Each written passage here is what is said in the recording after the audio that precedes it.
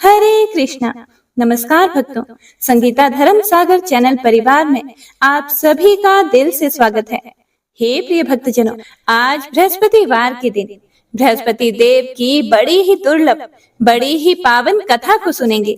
इस कथा को सुनने से भक्तों की सभी मनोकामनाएं भगवान बृहस्पति देव की कृपा से पूर्ण होती हैं। तो आइए पूरे भक्ति भाव और प्रसन्नचित मन से इस कथा का रसपान करते हैं। प्राचीन समय की बात है। भारतवर्ष में एक प्रतापी और दानी राजा राज्य करता था। वह नित्य गरीबों और ब्राह्मणों की सेवा करता था, लेकिन यह बात उसकी रानी को अच्छी नहीं लगती थी। वह ना ही गरीबों को दान देती और ना ही भगवान का पूजन ही करती थी, और राजा को भी दान देने से मना किया करती थी। एक दिन राजा शिकार खेलने के लिए वन को गए हुए थे, तो रानी महल में अकेली थी। उसी समय बृहस्पति देव जी साधु वेश में राजा के महल में भिक्षा मांगने के लिए गए और भिक्षा मांगी। रानी ने भिक्षा देने से इनकार कर दिया और कहा कि हे साधु महाराज, मैं तो दान पुण्य से तंग आ गई हूँ। मेरा पति सारा धन लुटाते रहते हैं। मेरी इच्छा है कि हमारा धन नष्ट हो जाए, फिर ना रहेगा बांस और ना ही बजेगी बांसुरी। साधु ने कहा कि हे देवी, तुम तो बड़ी ही विचित्र हो। धन संतान तो सभी चाहते हैं, पुत्र और लक्ष्मी तो पापी के घर भी होनी चाहिए। यदि तुम्हारे पास अधिक धन है तो भूखों को भोजन दो, प्यासों के लिए प्याऊ बनवाओ, मुसाफिरों के लिए धर्मशालाएं खुलवाओ। जो निर्धन अपनी कुंवारी कन्याओं का विवाह नहीं कर सकते, उनका विवाह करवा दो। ऐसे और कई काम हैं जिनके करने से तुम्हारा यश लोक परलोक में फैलेगा। परंतु रानी पर उपदेश का कोई भी प्रभाव नहीं पड़ा। वह बोली कि हे महाराज, आप मुझे कुछ ना समझाएं। मैं ऐसा धन नहीं चाहती जो हर जगह बांटती फिरूं। साधु ने उत्तर दिया, यदि तुम्हारी ऐसी इच्छा है तो तथास्तु। तुम ऐसा करना कि बृहस्पतिवार को घर लीप कर पीली मिट्टी से अपना सिर धोकर स्नान करना, भट्टी चढ़ाकर कपड़े धोना। ऐसा करने से आपका सारा धन नष्ट हो जाएगा। इतना कहकर वह साधु महाराज वहां से आलोप हो गए। साधु के अनुसार कई बातों को पूरा करते हुए रानी को केवल 3 बृहस्पतिवार ही बीते थे कि उसकी समस्त धन संपत्ति नष्ट हो गई। भोजन के लिए राजा का परिवार तरसने लगा। तब एक दिन राजा ने रानी से बोला कि हे रानी, तुम यहीं रहो, मैं दूसरे देश को जाता हूँ, क्योंकि यहाँ पर सभी लोग मुझे जानते हैं, इसीलिए मैं कोई छोटा कार्य भी नहीं कर सकता। ऐसा कहकर राजा परदेश को चले गए। वहां पर वह जंगल से लकड़ी काट कर लाते और शहर में बेचते। इस तरह वह अपना जीवन व्यतीत करने लगे। इधर राजा के परदेश जाते ही रानी और दासी दुखी रहने लगे। एक बार जब रानी और दासी को 7 दिन तक बिना भोजन के रहना पड़ा, तो रानी ने अपनी दासी से कहा कि हे दासी, पास के ही नगर में मेरी बहन रहती है, वह बहुत ही धनवान है। तुम उसके पास जाओ और कुछ लेकर आओ, ताकि थोड़ा सा गुजर बसर हो सके। दासी रानी की बहन के पास गई। उस दिन गुरुवार था और रानी की बहन उस समय बृहस्पतिवार की कथा सुन रही थी। दासी ने रानी की बहन को अपनी रानी का संदेश दिया, लेकिन रानी की बड़ी बहन ने कोई भी उत्तर नहीं दिया। जब दासी को रानी की बहन से कोई भी उत्तर नहीं मिला, तो वह बहुत ही दुखी हुई और उसे बहुत गुस्सा भी आया। दासी ने वापस आकर रानी को सारी बात बता दी। यह सुनकर रानी ने अपने भाग्य को कोसा। उधर रानी की बहन ने सोचा कि मेरी बहन की दासी आई थी, परंतु मैं उससे नहीं बोली, इससे वह बहुत दुखी हुई होगी। कथा सुनकर और भोजन समाप्त करके वह अपनी बहन के घर आई और कहने लगी कि हे बहन, मैं बृहस्पतिवार का व्रत कर रही थी, तुम्हारी दासी मेरे घर आई थी, लेकिन जब तक कथा होती है तब तक ना तो उठते हैं और ना ही कुछ बोलते हैं, इसीलिए मैं कुछ नहीं बोली। कहो दासी क्यों गई थी? फिर रानी बोली, हे बहन, तुमसे क्या छुपाऊं, हमारे घर में खाने तक को अनाज नहीं है। ऐसा कहते कहते रानी की आंखें भर आई। उसने दासी समेत पिछले 7 दिनों से भूखे रहने तक की बात अपनी बहन को विस्तार पूर्वक सुना दी। रानी की बहन बोली, हे बहन, देखो, भगवान बृहस्पति देव सबकी मनोकामना को पूर्ण करते हैं। शायद तुम्हारे घर में भी अनाज रखा हो, देखो तो। पहले तो रानी को विश्वास ही नहीं हुआ, पर बहन के आग्रह करने पर उसने अपनी दासी को अंदर भेजा, तो उसे सच में अनाज से भरा हुआ एक घड़ा मिल गया। यह देखकर दासी को बड़ी ही हैरानी हुई। दासी रानी से कहने लगी कि हे रानी, जब हमको भोजन नहीं मिलता तो हम व्रत ही तो रखते हैं, इसीलिए क्यों ना इनसे व्रत की कथा और विधि पूछ ली जाए, ताकि हम भी व्रत कर सके। तब रानी ने अपनी बहन से बृहस्पतिवार व्रत के बारे में पूछा। उसकी बहन ने बताया, बृहस्पतिवार के व्रत में चने की दाल और मुनक्का से विष्णु भगवान का केले की जड़ में पूजन करें तथा दीपक जलाएं, व्रत कथा सुने और पीला भोजन ही करें। इससे बृहस्पति देव प्रसन्न होते हैं। व्रत और पूजा विधि बताकर रानी की बहन अपने घर को लौट गई। 7 दिन के बाद जब गुरुवार आया तो रानी और दासी ने व्रत रखा। घुड़साल में जाकर चना और गुड़ लेकर आई। फिर उससे केले की जड़ तथा विष्णु भगवान का पूजन किया, कथा की और आरती की। अब पीला भोजन कहां से आए, इस बात को लेकर दोनों बड़ी दुखी हुई, क्योंकि उन्होंने व्रत रखा था, इसीलिए बृहस्पति देव उनसे प्रसन्न थे। इसीलिए वे एक साधारण व्यक्ति का रूप धारण करके 2 थालों में सुंदर पीला भोजन दासी को देकर चले गए। भोजन पाकर दासी बड़ी ही खुश हुई और फिर रानी के साथ मिलकर भोजन ग्रहण किया। उसके बाद वे सभी गुरुवार को व्रत और पूजन करने लगे। बृहस्पति भगवान की कृपा से उनके पास फिर से धन संपत्ति आ गई। हे प्रिय भक्तों, लेकिन रानी फिर से पहले की तरह आलस्य करने लगी। यह देखकर फिर दासी रानी से बोली कि देखो रानी, तुम पहले भी इस प्रकार आलस्य करती थी, तुम्हें धन रखने में कष्ट होता था, इस कारण सभी धन नष्ट हो गया था, और अब जब भगवान बृहस्पति देव की कृपा से धन मिला है तो तुम्हें फिर से आलस्य होता है। रानी को समझाते हुए दासी कहती है कि बड़ी मुसीबतों के बाद हमने यह धन पाया है, इसीलिए हमें दान पुण्य करते रहना चाहिए। अब तुम भूखे मनुष्यों को भोजन कराओ, प्याऊ लगवाओ, ब्राह्मणों को दान दो, कुआं, तालाब, बावड़ी और बाग बगीचे आदि का निर्माण करवाओ, मंदिर, पाठशाला और धर्मशाला बनवाकर दान दो, निर्धनों की कुंवारी कन्याओं का विवाह करवाओ, साथ ही यज्ञ आदि कर्म करो, अपने धन को शुभ कार्यों में खर्च करो, जिससे कि तुम्हारे कुल का यश बढ़े और स्वर्ग प्राप्त हो और पितृ भी प्रसन्न हो। दासी की यह बात सुनकर रानी शुभ कर्म करने लगी, उसका यश फैलने लगा। एक दिन रानी और दासी आपस में विचार करने लगी कि ना जाने राजा किस दशा में होंगे, उनकी कोई खोज खबर भी नहीं है। उन्होंने श्रद्धा पूर्वक बृहस्पति भगवान से प्रार्थना की कि राजा जहां कहीं भी हों, शीघ्र ही वापस आ जाएं। उधर राजा प्रदेश में बड़ा ही दुखी रहने लगा। वह प्रतिदिन जंगल से लकड़ियां काट कर लाता और उसे शहर में बेचकर अपने दुखी जीवन को बड़ी ही कठिनता से व्यतीत कर रहा था।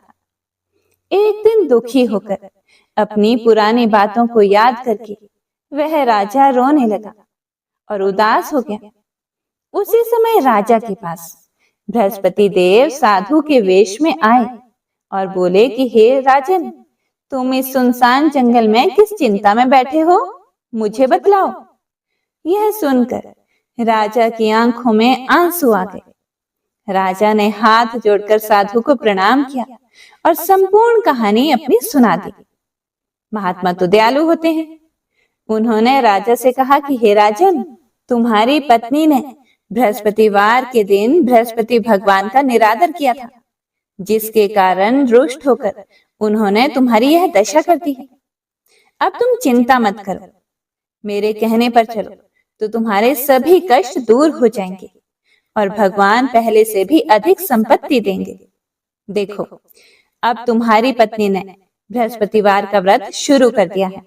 अब तुम भी बृहस्पतिवार का व्रत शुरू करके चने की दाल और गुड़ जल के लोटे में डालकर केले का पूजन करो, फिर कथा कहो या सुनो। भगवान तुम्हारी सभी मनोकामनाओं को पूर्ण करेंगे। हे प्रिय भक्तों, साधु के ऐसे वचन सुनकर राजा बोले कि हे प्रभु, मुझे लकड़ी बेचकर इतना पैसा नहीं मिलता जिससे भोजन के उपरांत भी कुछ बचा सकूं। रात को मैंने अपनी रानी को बहुत ही व्याकुल देखा है। मेरे पास कोई साधन भी नहीं है जिससे मैं उसकी खबर मंगा सकूं। फिर मैं कौन सी कहानी कहूं, यह भी मुझे मालूम नहीं। साधु ने कहा, हे राजन, मन में बृहस्पति भगवान के पूजन व्रत का निश्चय करो। वे स्वयं ही तुम्हारे लिए कोई ना कोई राह जरूर बना देंगे। बृहस्पतिवार के दिन तुम रोजाना की तरह लकड़ियां लेकर शहर को जाओ। तुमको रोज से दुगुना धन प्राप्त होगा, जिससे तुम भली भांति भोजन कर लोगे तथा बृहस्पति देव की पूजा का सामान भी आ जाएगा। और तुमने जो बृहस्पतिवार की कहानी के बारे में मुझसे पूछा है, वह इस प्रकार है, ध्यान पूर्वक सुनो। साधु महाराज उसे कहानी सुनाते हुए बोले, प्राचीन काल में एक ब्राह्मण रहता था।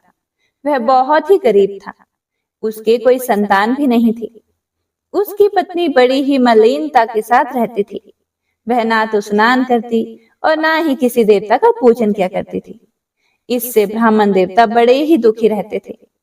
बेचारे बहुत कुछ कहते थे, किंतु उसका कुछ भी परिणाम नहीं निकलता था। भगवान की कृपा से ब्राह्मण की पत्नी की कन्या रूपी रतन पैदा हुआ। कन्या बड़ी होने पर प्रातः स्नान करके विष्णु भगवान का जप व बृहस्पतिवार का व्रत करने लगी। अपने पूजन पाठ को समाप्त करके विद्यालय जाती तो अपनी मुट्ठी में जौ भर के ले जाती और पाठशाला के रास्ते में डालती जाती। तब ये जौ स्वर्ण के हो जाते। लौटते समय उनको बीन कर घर ले आती थी।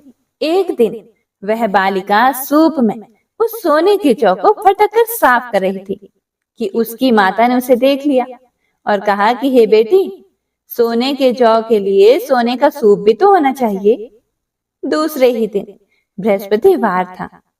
इस कन्या ने व्रत रखा और बृहस्पति देव से प्रार्थना करके कहा कि मैंने आपकी पूजा सच्चे मन से की हो तो मेरे लिए सोने का सूप दे दो। बृहस्पति देव ने उसकी प्रार्थना स्वीकार कर ली। रोजाना की तरह वह कन्या जौ फैलाती हुई जाती तथा वापस लौटती पर जौ बीन कर लाती। तो बृहस्पति देव की कृपा से सोने का सूप मिल गया। उसे वह घर ले आई और उसमें जौ साफ करने लगी, परंतु उसकी माँ का तो वही ढंग रहा।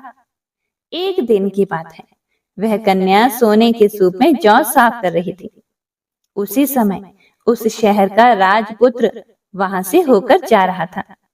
इस कन्या के रूप और कार्य को देखकर वह उस पर मोहित हो गया तथा अपने घर आकर भोजन तथा जल त्याग कर उदास होकर सो गया।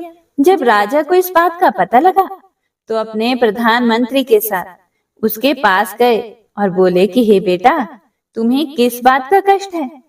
किसी ने अपमान किया है अथवा और कोई कारण हो तो वह भी कहो।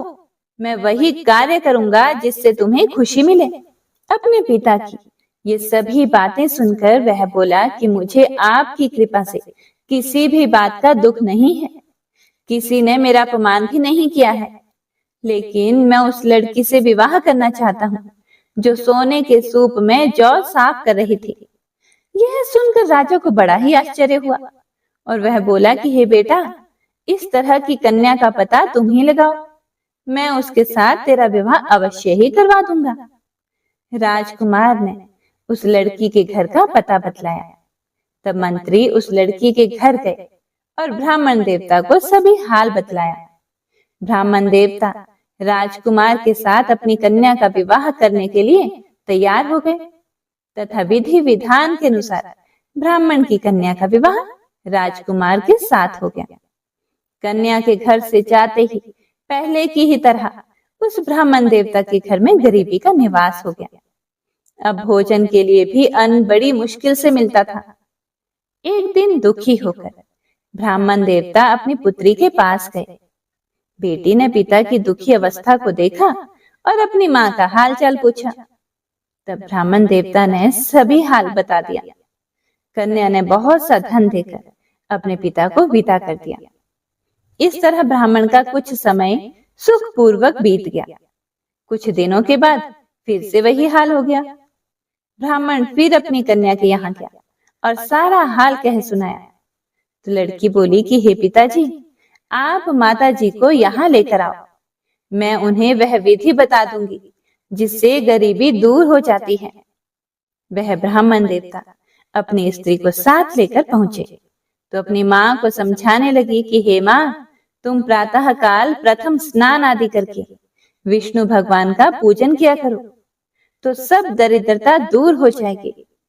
परंतु उसकी माँ ने एक भी बात नहीं मानी और प्रातः काल उठकर अपनी पुत्री के बच्चों की जूठन को खा लिया।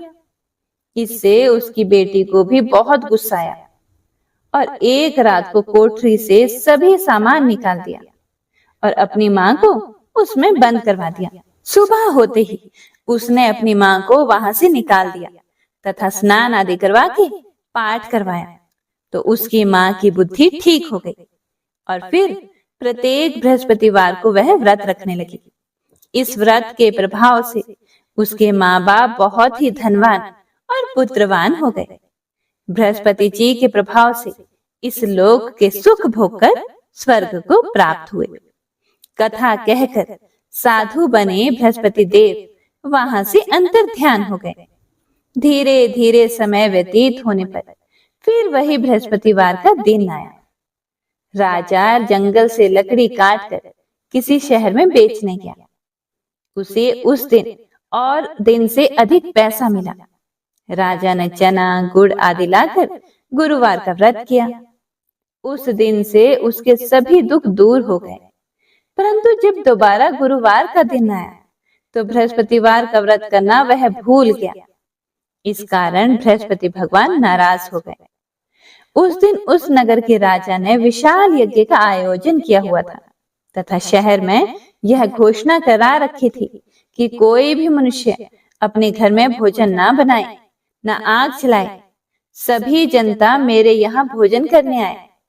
इस आज्ञा को जो ना मानेगा उसे फांसी की सजा दी जाएगी। इस तरह की घोषणा संपूर्ण नगर में करवा दी गई। राजा की आज्ञा अनुसार शहर के सभी लोग भोजन करने गए, लेकिन राजा कुछ देर से पहुंचा। इसीलिए राजा उसको अपने साथ घर लेकर गए और ले जाकर भोजन करा रहे थे तो रानी की दृष्टि उस खूंटी पर पड़ी जिस पर उसका हार लटका हुआ था। वह वहां पर दिखाई नहीं दिया। रानी ने निश्चय कर लिया कि मेरा हार इस मनुष्य ने ही चुराया है। उसी समय सिपाहियों को बुलाकर उसको कारागार में डलवा दिया गया। जब लकड़हारा जेल में पड़ गया और बहुत दुखी होकर विचार करने लगा कि ना जाने कौन से पूर्व जन्म के कर्म से मुझे यह दुख प्राप्त हुआ है, और उसी साधु को याद करने लगा जो कि उसे जंगल में मिला था। उसी समय तत्काल बृहस्पति देव साधु के रूप में प्रकट हो गए और उसकी दशा को देखकर कहने लगे कि अरे मूर्ख, तूने बृहस्पति देव की कथा नहीं की, इस कारण तुझे दुख प्राप्त हुआ है।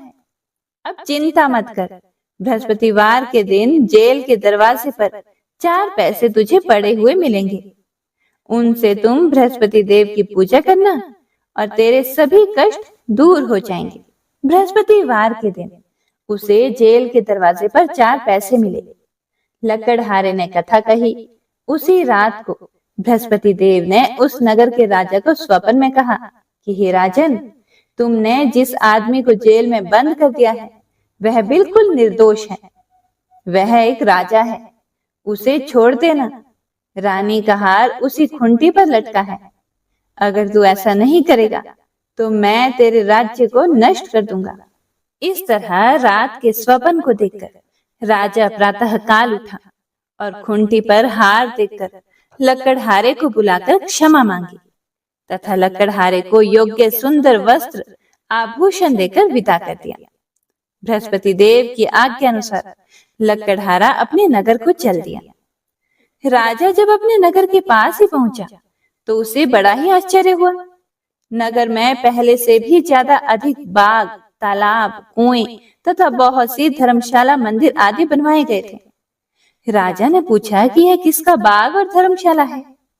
तब नगर के सभी लोग कहने लगे कि यह सब रानी और दासी के हैं। तो राजा को यह सुनकर बड़ा ही आश्चर्य हुआ और गुस्सा भी आया कि रानी के पास इतना पैसा कहां से आ गया। जब रानी ने यह खबर सुनी कि राजा आ रहे हैं तो उन्होंने दासी से कहा कि दासी देख, राजा हमको कितनी बुरी हालत में छोड़ के गए थे। हमारी ऐसी हालत देखकर वह लौट ना जाए, इसीलिए तुम दरवाजे पर खड़ी हो जाओ। आज्ञा अनुसार दासी दरवाजे पर खड़ी हो गई। जब राजा आए तो वह राजा को अपने साथ लेकर आई। तब राजा ने क्रोध करके अपनी रानी से पूछा कि यह धन तुम्हें कैसे प्राप्त हुआ। तब उन्होंने कहा, हमें यह सब कुछ, सारा धन बृहस्पति देव के इस व्रत के प्रभाव से प्राप्त हुआ है। राजा ने फिर निश्चय कर लिया कि 7 रोज बाद जो सभी बृहस्पति देव का पूजन करते हैं, परंतु मैं प्रतिदिन 3 बार कहानी तथा रोज व्रत किया करूंगा। अब हर समय राजा के दुपट्टे में चने की दाल बंद ही रहती तथा दिन में 3 बार कहानी कहता। एक रोज राजा ने विचार किया कि चलो अपनी बहन के यहाँ हो आए। इस तरह निश्चय करके राजा घोड़े पर सवार होकर अपनी बहन के यहाँ को चलने लगा। रास्ते में उसने देखा कि कुछ आदमी एक मुर्दे को लेकर जा रहे हैं। उन्हें रोककर राजा कहने लगा कि अरे भाइयों, मेरी बृहस्पति देव की कथा सुन लो। वे बोले, लो, हमारा तो आदमी मर गया और इसको अपनी कथा की पड़ी है। परंतु कुछ आदमी बोले कि अच्छा कहो, हम तुम्हारी कथा भी सुनेंगे। राजा ने दाल निकाली और जब कथा आधी हुई तो मुर्दा हिलने लगा और जब कथा समाप्त हो गई तो राम राम करके मनुष्य उठकर खड़ा हो गया। आगे रास्ते में उसे एक किसान खेत में हल चलाता हुआ मिला। राजा ने उसे देखा और उसे बोला कि अरे भैया, तुम मेरी बृहस्पतिवार की कथा सुन लो। किसान बोला कि जब तक मैं तुम्हारी कथा सुनूंगा तब तक 4 हरिया जोत लूंगा। जा अपनी कथा किसी और को सुना। इस तरह राजा आगे चलने लगा। राजा के हटते ही बैल पछाड़ खाकर गिर गए तथा किसान के पेट में बड़ी जोर का दर्द होने लगा। उस समय उसकी माँ रोटी लेकर आई। उसने जब यह देखा तो अपने पुत्र से सब हाल पूछा और बेटे ने सभी हाल कह सुनाया। तो बुढ़िया दौड़ी दौड़ी उस घुड़सवार के पास गई और उससे बोली कि मैं तेरी कथा सुनूंगी, तू अपनी कथा मेरे खेत पर चलकर ही कहना। राजा ने बुढ़िया के खेत पर जाकर कथा कही, जिसके सुनते ही वह बैल उठ खड़ा हुआ तथा किसान के पेट का दर्द भी बंद हो गया। राजा अपनी बहन के घर पहुंचा। बहन ने भाई की खूब मेहमानी की। दूसरे ही दिन प्रातःकाल राजा जगा तो वह देखने लगा कि सब लोग भोजन कर रहे हैं। राजा ने अपनी बहन से कहा, ऐसा कोई मनुष्य है जिसने भोजन नहीं किया हो? मेरी बृहस्पतिवार की कथा सुन लो। बहन बोली, हे भैया, यह देश ऐसा ही है। पहले यहाँ लोग भोजन करते हैं, उसके बाद में अन्य काम करते हैं। अगर कोई पड़ोस में हो तो देख आती हूँ। वह ऐसा कहकर देखने चली गई, परंतु उसे कोई भी ऐसा व्यक्ति नहीं मिला जिसने भोजन ना किया हो। इसीलिए वह एक कुम्हार के घर में गई, जिसका लड़का बीमार था। उसे मालूम हुआ कि उनके यहाँ 3 रोज से किसी ने भी भोजन नहीं किया है। रानी ने अपने भाई की कथा सुनने के लिए कुम्हार से कहा और वह तैयार भी हो गया। राजा ने जाकर बृहस्पतिवार की कथा कही, जिसको सुनकर उसका लड़का ठीक हो गया। अब तो राजा की प्रशंसा होने लगी। एक रोज राजा ने अपनी बहन से कहा कि हे बहन, हम अपने घर को जाएंगे, तुम भी तैयार हो जाओ। राजा की बहन ने अपनी सास से कहा। फिर सास ने कहा कि हाँ चली जा, परंतु अपने लड़कों को मत लेकर जाना, क्योंकि तेरे भाई के कोई भी औलाद नहीं है। बहन ने अपने भैया से कहा कि हे भैया, मैं तो चलूंगी, पर कोई बालक नहीं चलेगा। राजा बोला, जब कोई बालक नहीं चलेगा तब तुम भी क्या करोगी? बड़े दुखी मन से राजा अपने नगर को वापस लौट आया।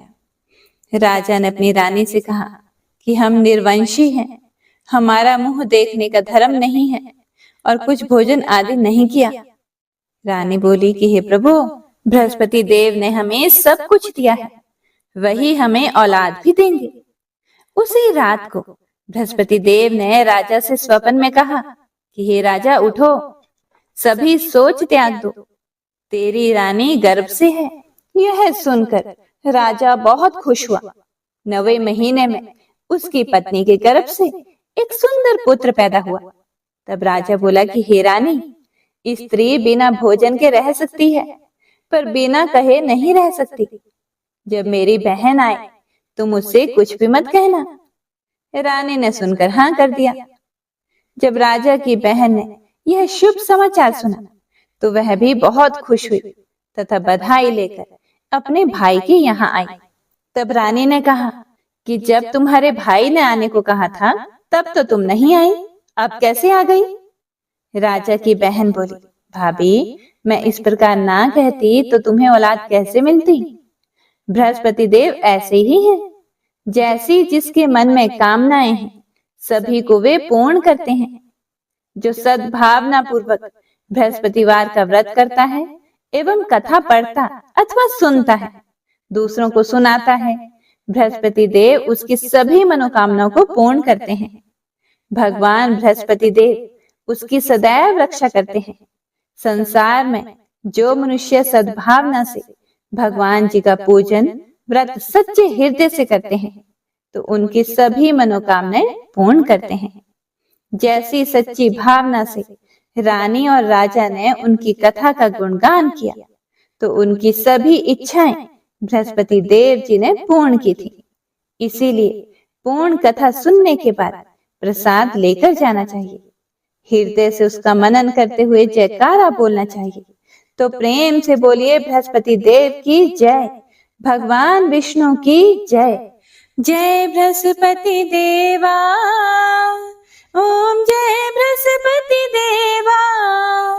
छिन्न छिन्न भोग लगाऊं कदली फल मेवा।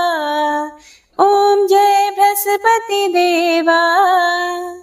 तुम पूर्ण परमात्मा, तुम अंतर्यामी, जगत पिता जगदीश्वर, तुम सबके स्वामी। ओम जय बृहस्पति देवा। चरणामृत निज निर्मल, सब पातक हरता, सकल मनोरथ दायक, कृपा करो भरता। ओम जय बृहस्पति देवा। तन मन धन अर्पण करे, जो जन शरण पड़े, प्रभु प्रकट तब हो करे, आकर द्वार खड़े। ओम जय बृहस्पति देवा। दीन दयाल दयानिधि, भक्तन हितकारी, पाप दोष सब हरता, भव बंधन हारी। ओम जय बृहस्पति देवा। सकल मनोरथ दायक, सब संशय तारो, विषय विकार मिटाओ, संतन सुखकारी। ओम जय बृहस्पति देवा। जो कोई आरती तेरी प्रेम सहित गावे, ज्येष्ठानंद आनंद करे, सो निश्चय पावे। ओम जय बृहस्पति देवा। ओम जय बृहस्पति देवा। बृहस्पति देवा, छिन्न छिन्न भोग लगाऊं, कदली फल मेवा। ओम जय बृहस्पति देवा। प्रेम से बोलिए बृहस्पति देव की जय।